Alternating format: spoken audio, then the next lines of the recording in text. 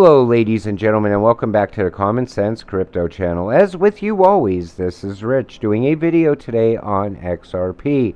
But before I get started, please click the like and subscribe button as it helps this channel grow very quickly.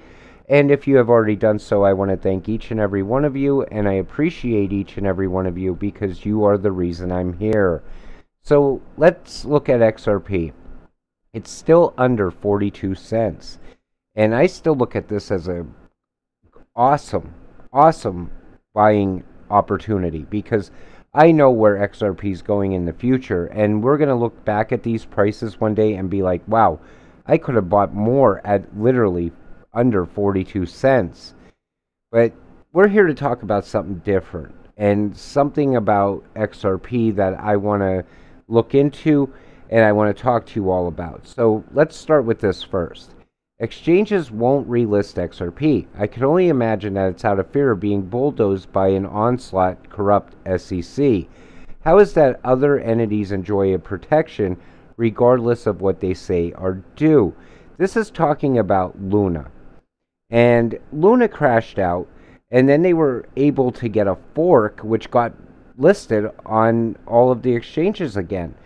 So your coin goes from $100 to under a penny.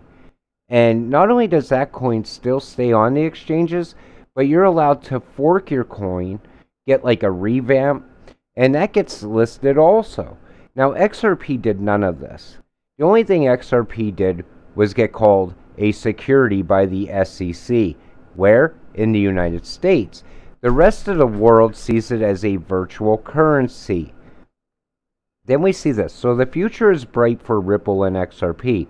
We know the World Economic Forum, the Digital Pound Foundation, Brad Garlinghouse has tied to global elites, CBDC adoption, XLS20 plus NFT capabilities, and then the SEC lawsuit catalyst. In other words, people are saying that the lawsuit is actually a good thing because of regulatory clarity, which can push Ripple and XRP further along. And that can very well be what we see because a lot of people look at XRP and everything that's going on around it as a stage. If you talk to anyone in the XRP community, they're going to tell you we're looking at a show. It's all a show and a charade. And eventually, XRP is going to get regulatory clarity. Hence, Ripple gets their IPO. And then we go to the moon. So let's keep moving. So trust yourselves. Don't listen to the FUD. Know what you hodl. And that's what I'm saying. If you're holding XRP, the FUD around XRP is massive. So never let anyone tell you what you can or cannot do. Just look at Beethoven. Everyone told him he would never be a musician just because he was deaf. But did he listen? And I mean, it's true. If you listen to the FUD, you're going to sell and you're going to regret it later. And that's with not only XRP. I'm talking any coin that you believe in. If you believed in it enough to buy it, why let the FUD push you out of it? And then we see this. Ripple, XRP news. The 2020 crypto race is on. Massive altcoin season is gearing up. Now, people are going to tell you, oh, in all honesty, I do not see an alt season happening. I would say we are entering a bear market. The only guarantee up I see is XRP, but once the lawsuit ends. Again, patience. So it is. So much for alt season 2022. 2022 coiling up for the best alt season ever. Now, that's everybody right now says we're in a bear market. And anytime you don't see your coin flying and everything's kind of dumping out or things happen that push the market down, right away we're in a bear season. Okay, and alt season's not going to happen for you at all. People are already talking about 2024 and 2025 before we get an alt season. I think it happens sooner than that.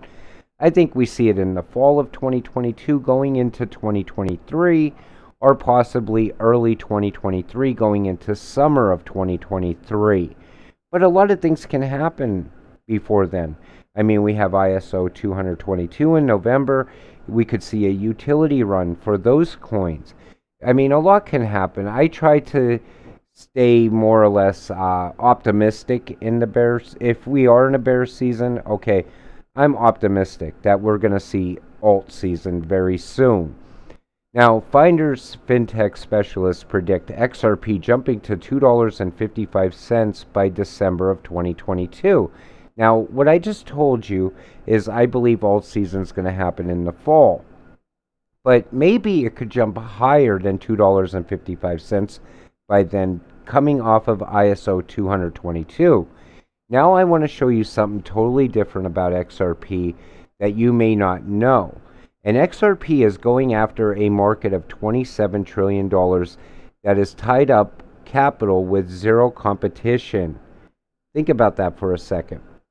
So they're going after a $27 trillion that is tied up. And where is that tied up? It's in Nostro accounts. Okay, if you're new to XRP, you haven't heard of Nostro Vostro. And what that is, it's capital that is tied up in the banking system. So assume a market cap of 27 trillion for XRP, which is the value that is already in Nostro accounts right now. To determine the value of each individual coin, we divide the market cap by total circulating supply, or 27 trillion divided by 39 billion. That comes out to a value of $692.30 for each XRP coin. So say Ripple gets all the money. Okay, this money's just sitting there in transactional accounts. But what does XRP do? Now, XRP can send money from point A to point B. In other words, you go from the US dollar to whatever currency on the other side. So if they get a hold of these Nostro accounts, okay, and that has $27 trillion in it, and the coin goes, this is where the flip switch comes in. Because I'm sure you've heard of the flipping of the switch.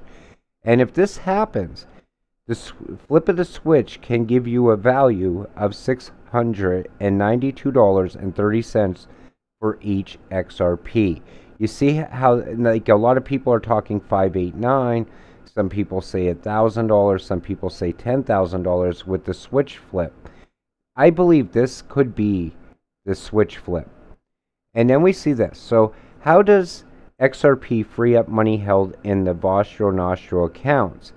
So my understanding is that one of the key advantages of international banks adopting XRP is that it will free up trillions of dollars that are tied up around the world in those accounts. However, even if it does eliminate these accounts, won't banks have to hold a reserve of XRP in order to make transfers to other banks? Now you see how this is coming together. So they have to have so much XRP in order to make the transfers. And then that would push the price higher than the $692. I mean, I think XRP is going to hit $1,000. And I believe it's going to happen sooner than people think. Because I think a lot of this is going to all come together. I think that we're going to see the SEC lawsuit cleared up quicker than we think. I think ISO 222 is going to be a big game changer for XRP.